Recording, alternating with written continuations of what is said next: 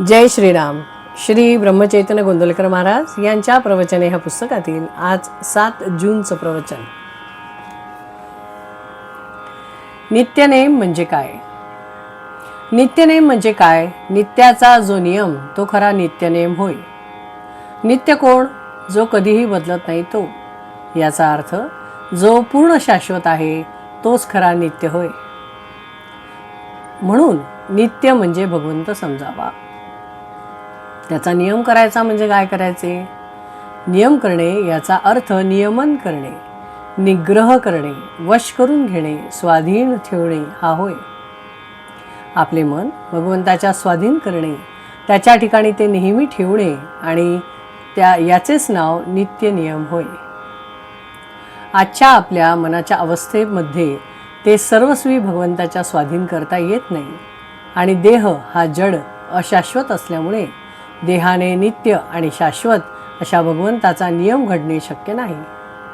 म्हणून देहाने घेता येत असून देहाच्या पलीकडे असणारे आणि सूक्ष्म असल्यामुळे भगवंताशी शाश्वत संबंध असणारे असे भगवंताचे नाम अखंड घेणे हा आपला खरा नित्य नियम आहे.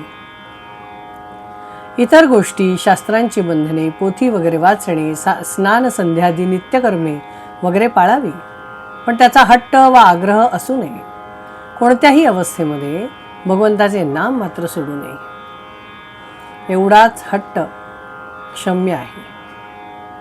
शुद्ध भावनेने नाम घेतले की भगवंत दर्शन देतो. शुद्ध भावनेचे फळ फार मोठे आहे. पुष्कळ वेळा गरीब आणि अशिक्षित लोकच या बाबतीत श्रेष्ठ असतात. आपण नाम घेत जावे. नामाने भावना शुद्ध होत जाते. खरे म्हणजे मनुष्याला जिवंत राहण्यासाठी हवेची जितकी जरुरी आहे तितकीच किंबहुना त्याहूनही जास्त जरुरी परमार्थामध्ये भगवंताच्या नामाची आहे. भगवंताच्या नामाशिवाय न राहण्याचा संकल्प प्रत्येक माणसाने केला पाहिजे.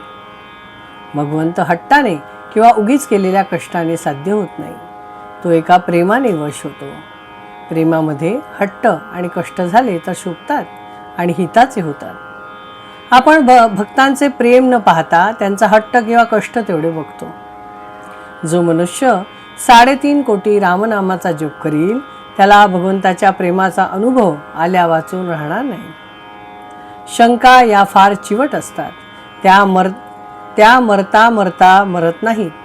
शिवाय काही शंका आचरणाने आणि अनुभवानेच नाहीशा होतात. म्हणून मनात शंका असल्या तरी नाम सोडू नये. सतत नाम घेत गेल्याने मन स्वच्छ होत जाते आणि सर्व शंका आपोआप विरून जातात.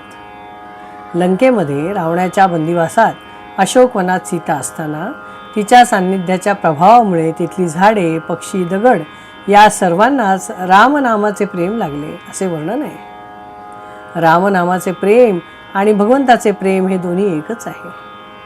नामात शेवटचा श्वास गेला पाहिजे ह्यातच जीवनाचे सर्वस्व आहे. ध्रुवासारखी नामावर निष्ठा पाहिजे.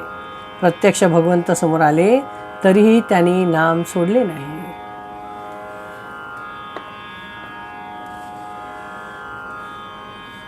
इस प्रवचन में ये कहा गया है कि हमें नित्य नेम करना चाहिए. नित्य नेम मतलब कोई एक नियम करना चाहिए जो भगवत प्राप्ति की तरफ हमको लेकर जाए. तो नित्य मतलब जो हमेशा है, हमेशा हमारे साथ है, वो है भगवान. और भगवान तक पहुंचने का मार्ग है भगवान का नामस्मरण. हम शिक्षित लोग जो ज़्यादा जानते हैं वो हर चीज़ में शंका लेते हैं. ऐसा क्यों, वैसा क्यों, ये क्यों करना चाहिए, वो क्यों करना चाहिए. बहुत बार आपने देखा होगा जो महान संत हैं वो पढ़े लिखे नहीं है और धनी भी नहीं है. जो गरीब है, पढ़े लिखे नहीं है, ऐसे ही लोग इन अवस्थाओं को जल्दी प्राप्त कर लेते हैं क्योंकि उनके मन में किसी भी प्रकार की शंका या भगवान के प्रति डाउट जिसे हम लोग बोलते हैं वैसा होता ही नहीं है. वो नामस्मरण करते जाते और भगवत प्राप्ति को प्राप्त कर लेते हैं. हम लोग सोचते ही रह जाते हैं. हर चीज़ में हम लोगों को शंका लेने की आदत सी हो गई है, हम लोग वो लेते रहते हैं और नामस्मरण बाजू में हो जाता है। हर किसी ने, जो भी इस संसार में जन्म ले रहा है इंसान बन के, उसने अपना लक्ष्य भगवत प्राप्ति ही रखना चाहिए और नामस्मरण करना बहुत बहुत ज़रूरी है। और उसे सूक्ष्म रूप आपको ज्ञान हो जाएगा तो इसका करना बहुत ज़रूरी है। नामस्मरण कीजिए, शाश्वत आनंद लीजिए। जय श्री राम। श्री राम जय जय राम। श्री राम जय जय राम। श्री राम जय जय राम। श्री राम जय जय राम। श्री राम जय जय राम। जय श्री राम।